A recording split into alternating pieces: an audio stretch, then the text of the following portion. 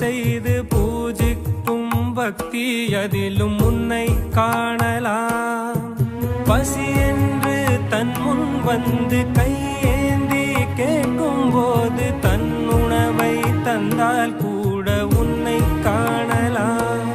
உன்னை காண பல கோடி இங்கு வாரி இறைக்கிறார்கள். எளிதாக உன்னை சேர இங்கு யாரு நினைக்கிறார்கள்.